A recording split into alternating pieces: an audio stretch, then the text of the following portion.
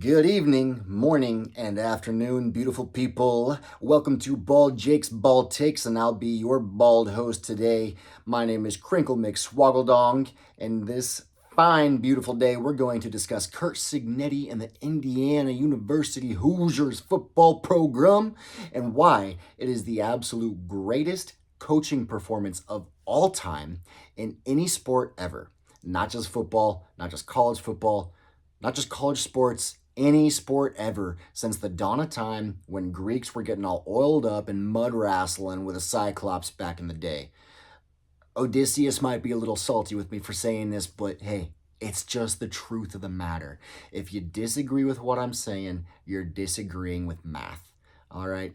Indiana University has been one of, if not the most losingest program in all of college football in their 139 something year history.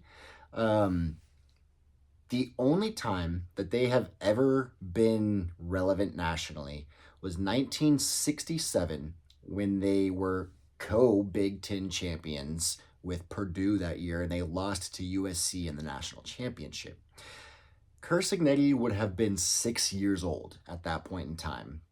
The man is now 64, I believe, if I'm not mistaken, but he is balling out like he's 28. So, yeah, Indiana, losers, Curt Cignetti. Winner, Curt Cignetti overpowers losers and is pulling off the greatest job in coaching history. Now, as a head coach, overall, his record is 145-37, and that's including 4 different schools along with Indiana. He actually started his coaching career at Indiana University of Pennsylvania. What state that's in? I don't know. I wouldn't be surprised if it's actually in West Virginia, because why not just confuse people as much as he can with that? But anyways, before he arrived there, the 5 years before he was there, the program was 40-23, respectively, in football. Once he arrived, he made them go 53-17. That's pretty quantifiable improvement. And again, he's just a winner. Everywhere he's been, he's won. He literally does not have a losing season as a head coach in football. After Indiana University of Pennsylvania, he arrived at Elon University. I don't know where that is. I'm not sure if that's Elon Musk's university, if he started that up, or what the deal is. Don't know, don't care. I doubt they have very much resources. They were 6-16 in the 2 years before he arrived, and in the 2 years after he arrived, he had them at 14-9. Yeah, not a jaw-dropping record. Actually, it's by far his worst record with any team he's been in any era of his coaching career. Still a positive record with who knows what he had for resources. They probably had like sandbags for a bench press or something. I don't know. Maybe milk jugs on like a coat hanger, and that's how they were doing curls. Couldn't tell you, but I doubt he had much to work with. And it's not like he had much to work with at Indiana either. I mean, we've all heard about their athletic facilities and how just uncared for they were, how non-existent really they were, and how just no money was given to the Indiana program when he arrived. And, he showed up and he changed that. Now, after Elon, he went to James Madison, and this is actually maybe the greatest coaching transition of all time. His final game with Elon was in the postseason. I don't know if it was conference championship or what. Forgive me for not knowing exactly what it was. He beat James Madison in the final game of the season. He beat James Madison, and then he took the guy's job that he beat them, took their head coaching job, and then led them to a 52-9 record over the next 5 years, where 2 of the years were transitioned into FBS. 33-5 in the FCS, and then he said, you know what, this is too easy.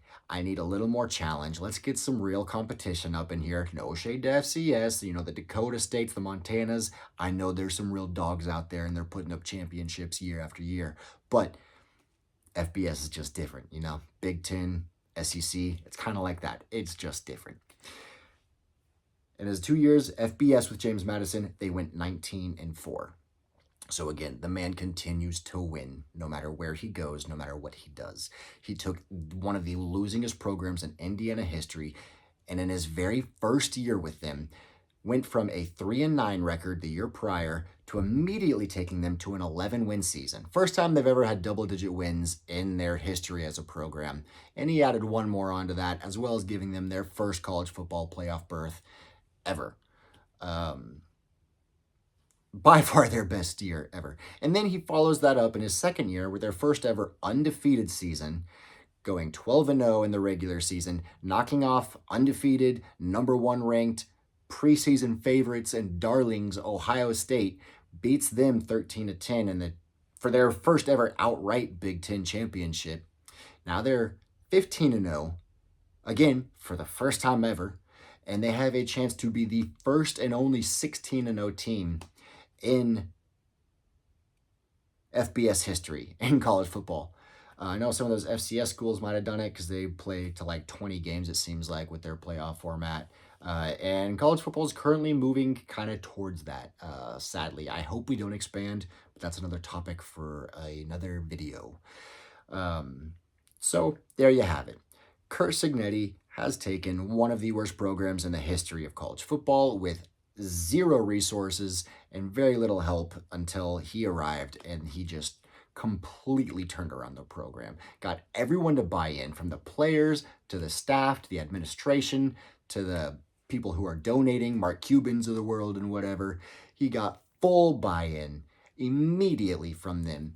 And after, whoever wasn't bought in, after the very beginning of his tenure, they fully went in after year 1 because everyone saw what was going on. And now, this year, they have even further silenced the doubters after beating Oregon 2 times, after dismantling Alabama and Oregon in the second game, and beating Ohio State. That was a close game, but like, Ohio State is the gold standard. Just like Alabama was 5-10 years ago, now that's Ohio State. And they beat both of them in the same 3-week stretch, I believe, and then dismantling Oregon, now going up against Miami. Again, regardless of whether or not they win, this is already the greatest coaching job in the history of sports, even if they lose, which I doubt they will, because if you don't know, Curt Cignetti wins. Google him, and you'll figure that out.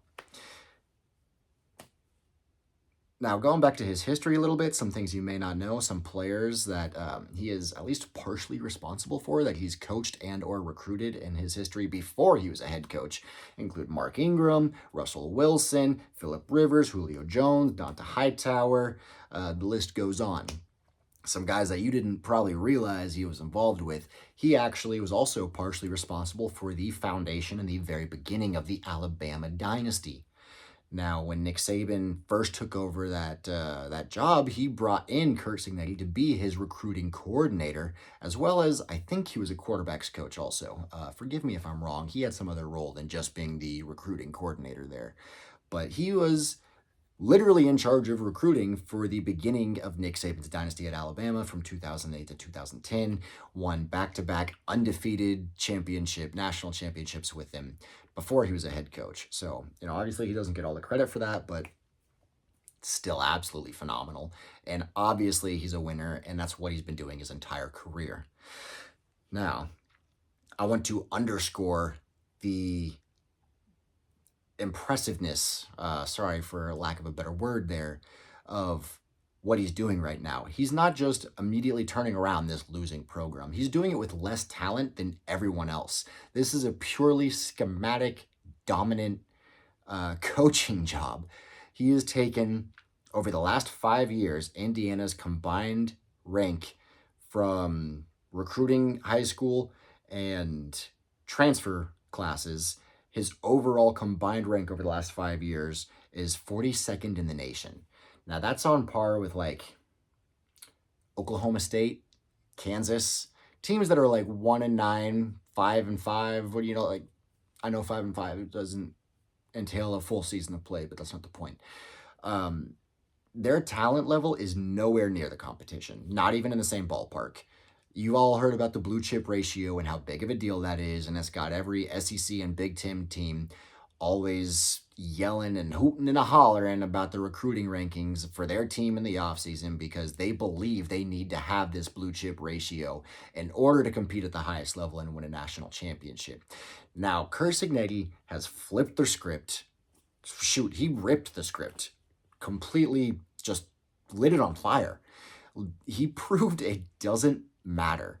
Good coaching, good talent evaluation, good development, those are the things that are going to win, especially now in this portal era, this NIL era, where rosters can flip overnight. You can lose 40 guys and bring in 45 guys in 48 hours. With or without money, although money obviously helps a lot, and Indiana is only going to get better as their donors are now flooding them with money. I can't imagine how much Mark Cuban is giving them now.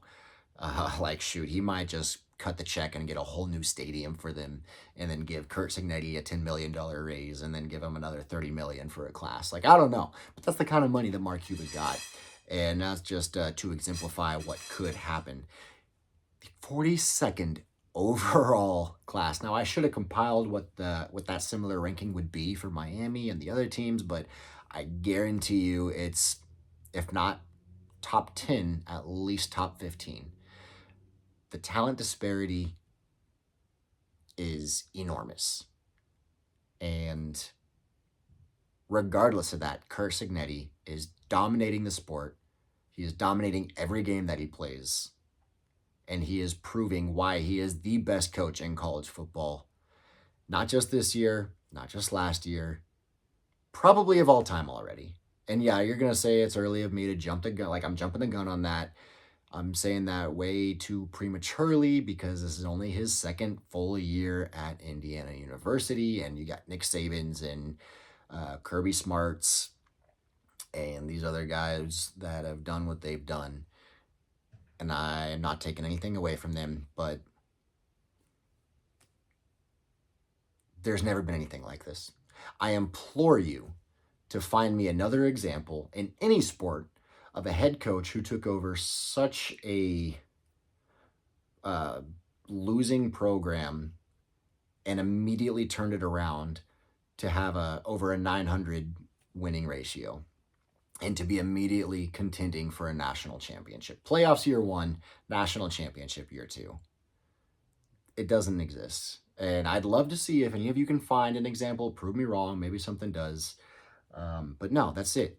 Not only that, you can also throw in Fernando Mendoza winning the Heisman this year, being the first ever Indiana University player to do so. And also, he's definitely going to be the first ever Indiana University player drafted #1 overall as well. So that's 2 more firsts to add to the list of the 50 firsts that Curt Cignetti is responsible for currently at the University of Indiana, where they're going to win the national championship tomorrow against Miami. Even if they don't, you've already heard my opinion, my take on that. It is what it is, and I'm not going to change my mind there. Well, thank you for taking the time to watch this video on this glorious January 18th. Have yourselves a beautiful day. Remember, Google them.